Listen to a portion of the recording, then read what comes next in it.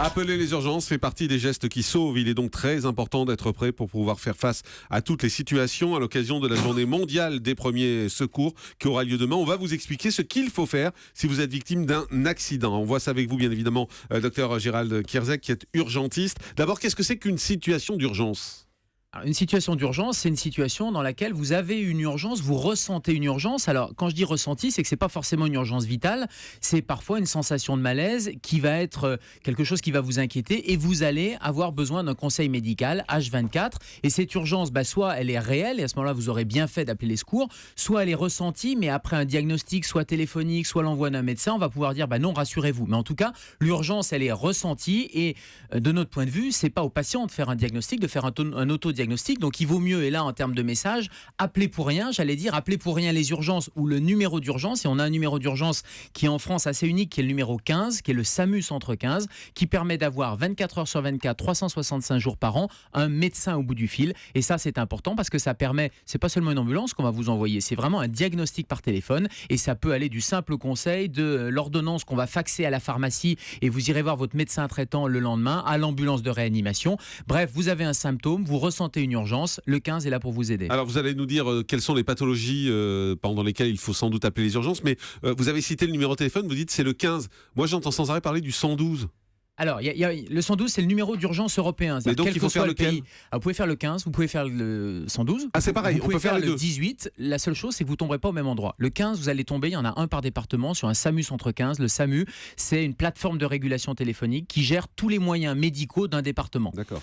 Il y a quelques départements où il y a 2 SAMU, mais généralement, il y a un standard téléphonique. Et puis le 15 va, en fonction du diagnostic par téléphone, vous envoyer soit les pompiers, soit une ambulance, soit un médecin traitant, soit au contraire vous donner un conseil téléphonique. Deuxième numéro, le 112. Le 112 en fonction de l'endroit où vous vous trouvez. Alors si vous êtes à l'étranger en Europe, c'est le numéro qu'il va falloir appeler parce que c'est une plateforme multilingue. Vous allez avoir des gens qui vont parler plusieurs langues. À l'étranger, on peut tomber sur des gens qui parlent français. Le 112, vous pouvez tomber, en tout cas vous êtes sûr de tomber, même si vous êtes en Allemagne, sur quelqu'un qui parle en anglais. Donc ça va pouvoir quand même faciliter. Et le 112, ça peut être soit les pompiers, soit le SAMU, soit parfois la police. Si vous êtes sur une aire d'autoroute par exemple et vous faites le 112, il est très fréquent que vous tombiez sur la compagnie de CRS à côté, la compagnie républicaine de sécurité qui gère l'autoroute et qui va vous dispatcher là aussi sur le bon service. Et puis il y a le numéro qui est aussi un numéro très connu, c'est le 18. Ce sont les sapeurs-pompiers. Oui. Les pompiers qui, en cas d'incendie, d'accident de voiture, etc., bien sûr les appeler. Aussi en cas de problème médical, parce qu'ils peuvent répondre. La seule chose, c'est que vous n'aurez pas de médecin au bout du fil.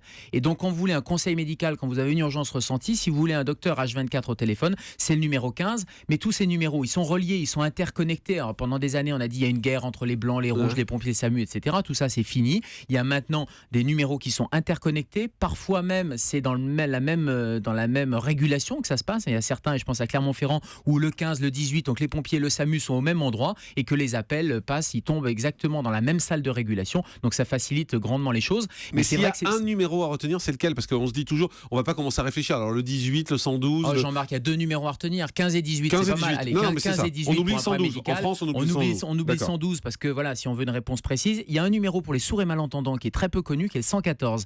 Vous pouvez lancer une alerte par SMS en composant le 114. C'est le numéro d'urgence pour les personnes qui ne peuvent pas s'exprimer oralement. Et ça, on n'y pense pas toujours, mais imaginez quelqu'un qui est dans la rue victime d'une détresse, qui ne peut pas parler. Il peut envoyer un SMS d'urgence au 114. Ça va tomber dans un centre de régulation. Il y en a un en France, mais qui va redispatcher sur l'urgence, sur la proximité. Mais concrètement, vous pouvez nous expliquer ce qui se passe quand on appelle les urgences ? Alors, quand on appelle le numéro, pas les urgences, le numéro d'urgence, le 15, on tombe sur un permanencier, un auxiliaire de régulation médicale, un super standardiste spécialisé qui va vous poser, qui est auxiliaire, qui va aider le médecin régulateur, qui va vous poser tout un tas de questions. Ça va vous paraître une éternité en disant mais pourquoi il me demande tout ça ? Mais il vous demande tout ça parce qu'il faut vous localiser, à quel endroit, combien de victimes, quel étage, est-ce qu'il y a des difficultés d'accès particulières, et il va vous demander déjà un certain nombre d'informations pour faire le tri entre c'est vital, urgentissime, ou au contraire c'est plutôt de l'ordre du conseil téléphonique, et ensuite il va vous basculer, et quand je dis basculer, c'est que c'est vraiment un binôme qui fonctionne entre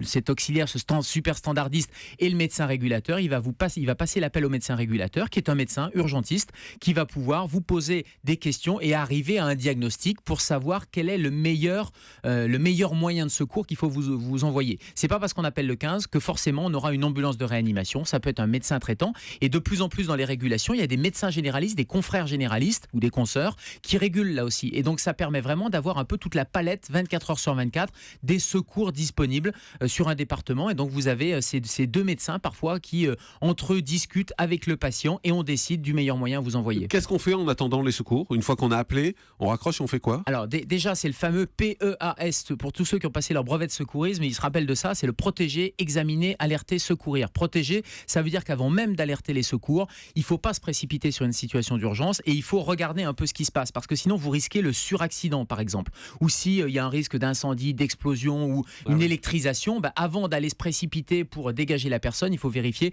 que le courant a été coupé. Bref, vous protéger pour éviter qu'il y ait deux victimes.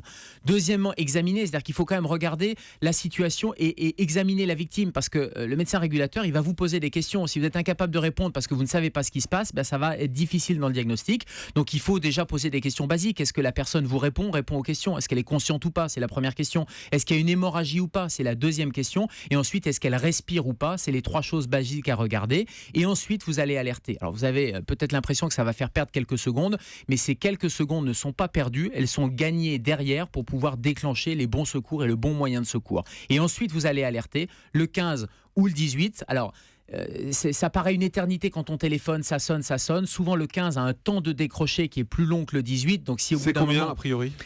c'est parfois plusieurs minutes sur le 15, parce qu'il y a un volume d'appels qui est considérable, avec des plateformes qui étaient dimensionnées pour il y a quelques années sur des urgences vitales et qui maintenant gèrent tout de la bobologie à l'urgence vitale. Et donc du coup, parfois ces plateformes sont débordées. C'est vrai que le 18 généralement répond plus rapidement.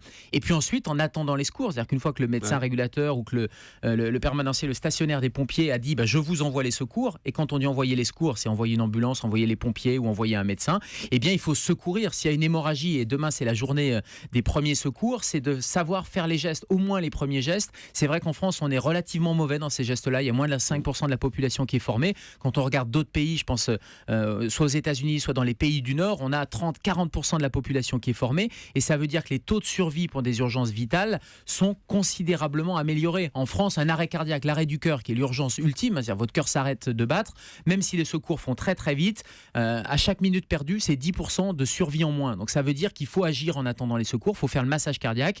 Dans les pays du Nord, on va avoir des taux de survie qui vont aller jusqu'à 30%.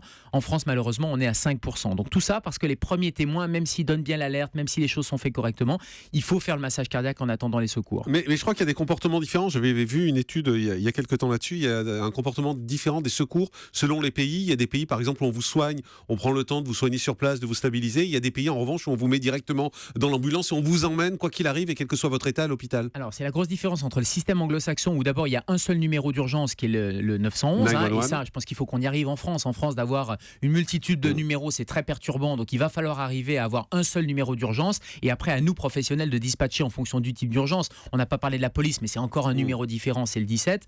Alors, aux États-Unis, il y a déjà un seul numéro. Et quelle que soit votre urgence, on vous envoie une ambulance de techniciens médicaux, ce qu'on appelle des paramédics, et leur job, c'est faire scoop and run, comme ils disent. C'est-à-dire qu'ils vous prennent scoop comme une boule de glace, et on prend le patient, on le met dans l'ambulance et on l'emmène dans l'hôpital le plus près possible.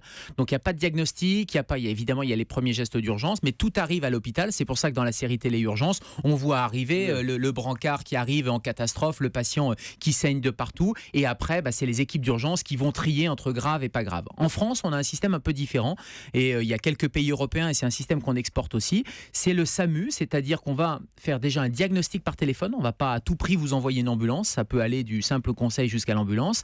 Et quand il y a une ambulance et quand c'est grave, on va vous envoyer une ambulance de réanimation avec un médecin à bord, avec une infirmière ou une infirmière et avec un ambulancier. C'est l'hôpital qui se déplace au chevet du malade. Ça veut dire plutôt que de se précipiter, de prendre le malade et de le mettre dans le premier hôpital, on va sur place faire déjà évidemment les premiers gestes, mais aussi le diagnostic. Et je pense à l'infarctus du myocarde, on va faire l'électrocardiogramme, On va dire, là, il y a une artère du cœur qui est en train de se boucher. On va commencer à mettre le traitement, c'est-à-dire on va déboucher en accord avec les cardiologues, etc., l'artère qui ne va pas bien, et on va amener le patient non pas dans l'hôpital le plus proche, mais dans l'hôpital le plus adapté. Si vous avez un problème au cœur, il faut vous envoyer sur une table de coronarographie pour aller déboucher l'artère. Ça sert à rien de vous envoyer dans l'hôpital le plus près s'il n'y a pas la cardiologie pour ensuite vous transférer. Moi, j'avais lu cet article à l'occasion de l'accident de Lady Di, justement, parce que les anglo-saxons s'étaient énormément étonnés qu'elle reste longtemps dans la voiture et qu'elle soit un peu soignée sur place, puisque chez eux, normalement, on l'aurait sortie immédiatement et emmenée à l'hôpital. Et c'est à cette occasion qu'on avait expliqué qu'en France, on avait un système différent pour soigner. Moi, j'ai droit dans tous les congrès américains, c'est-à-dire qu'ils se moquent un peu de nous, les confrères, en disant regardez la distance. Quand Reagan avait pris une balle ou le pape avait pris